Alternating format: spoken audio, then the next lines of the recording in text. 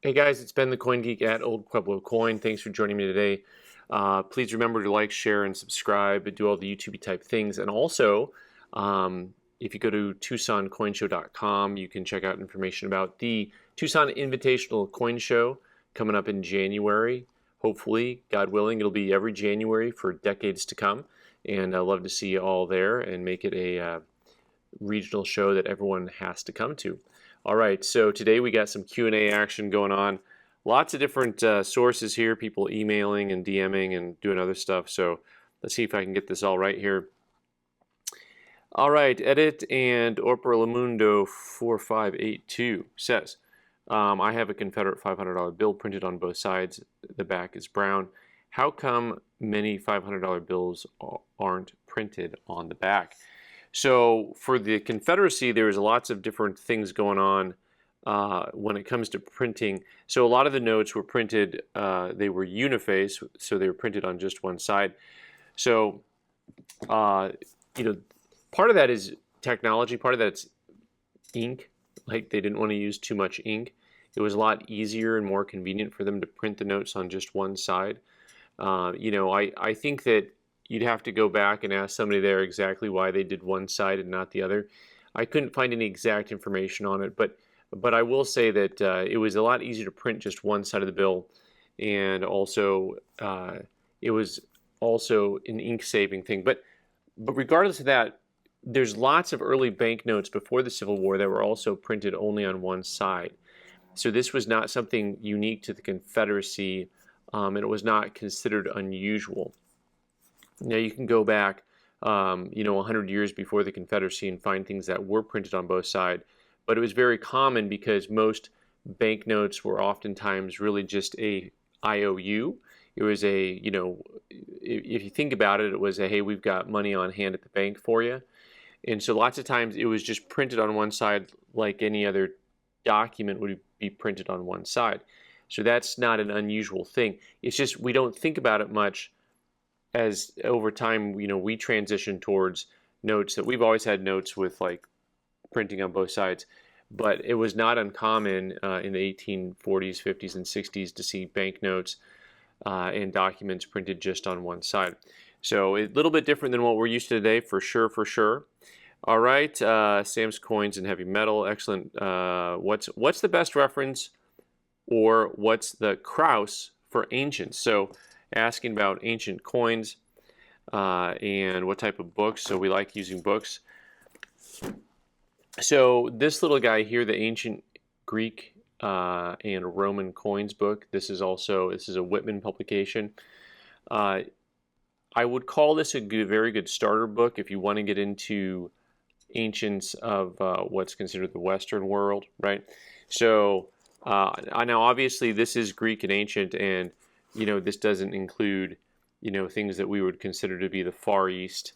It doesn't have any coins from the ancient aliens that founded South America, but it does have coins from the region stated. And this is the region where most of us are probably going to collect coins and find understanding. It's a very good book. That's not usually my go-to because lots of times I find people only collect Greek or only Roman. I don't know why that is. I think it's mostly because it's very easy for people, at least people I know, to go towards Roman because they're used to the Roman history. They are all like Gladiator. So this book by David Van Meter is my go-to on Roman.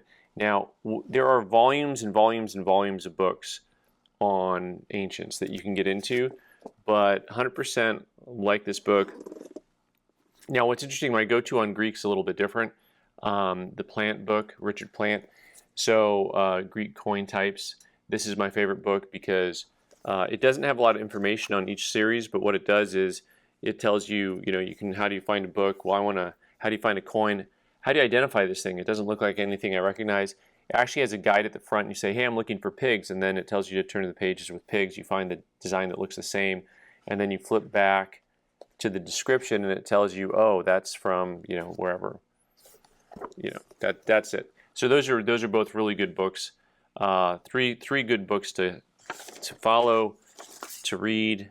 Kevin says, I'm one of those bullion stackers that's become a collector. do to your YouTube videos. I have to mention this. Thanks so much. Where's my bell? I didn't put my bell up here. Ding! You got to ding a bell every time we get a stacker to buy coins. Look, I mean, I think it's such a natural progression, and so it's one of the reasons why I try to not make fun of stacking and stackers at all, but just educate. Like, there's a whole nother world to get into, and a lot of stackers today are very naturally getting into. They're helping expand that collectible base of silver bars and silver rounds from the 1950s, 60s, and 70s. That market's really exploding.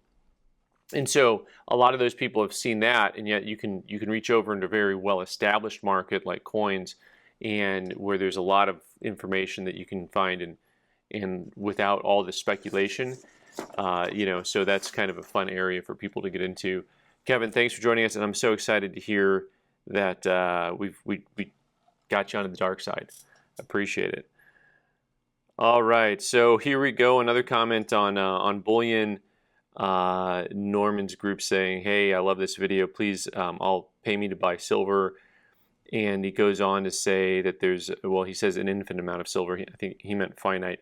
A very unique metal used for more applications every day, especially for new technologies. It's the most conductive metal in the world, resists corrosions, easy to sterilize in computers, electronics, cars, solar panels. So he predicts, a higher price over time. And so the reason I bring up his comment is this is something you may have missed, because it sounds maybe a little bit like, hey, silver's always going to go up forever. But the point that he makes is something that I haven't really brought up, so I wanted to talk about it, and that is the industrial use for the metals is something that is actually looked upon by people who study the metals that are not trying to get you to invest in metals.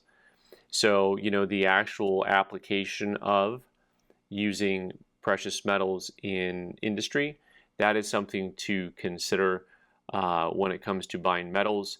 If you believe we're going to have nothing but electric cars and they have to have graphite and nickel, well, then maybe those are the metals that you should be buying, right? I mean, I'm not saying to buy those things. I'm just saying, as an example, the demand for things can change in a very literal sense over time. Now, he also goes on to say that it's very possibly manipulated, but which is counter to his comment about it being an actual, marketplace for industrial uses.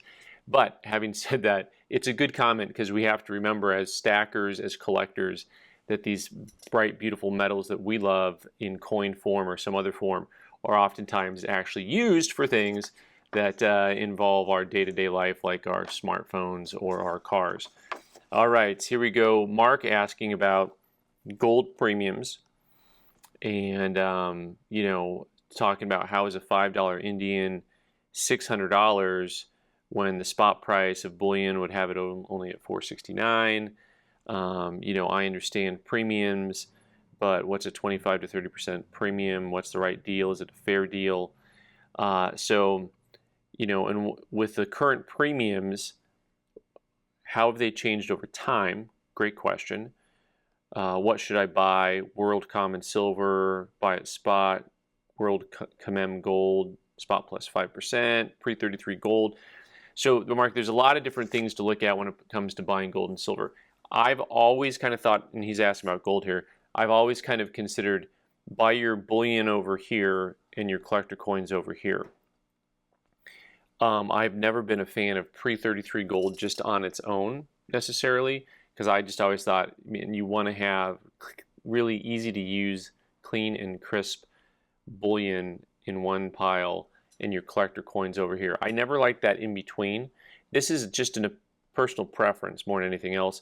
I know that there are people who always said, well, I'll buy pre-33 gold, so like your old 5 libs at 5, 10, 15% premiums, and then I'm working in two markets. But I've always found that to be not exactly true. So because you're really just working in a different market than the bullion market or the collector market. You're just kind of in this in-between zone.